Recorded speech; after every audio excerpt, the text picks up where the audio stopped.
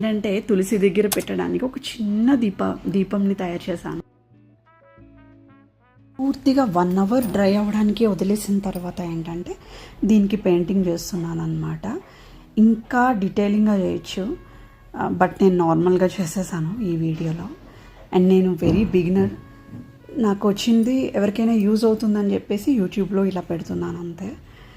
And red colour ఇచ్చాను అనమాట highlight చేయడానికి. మనం గ్రీన్ కూడా యూజ్ చేయొచ్చు అక్కడక్కడ.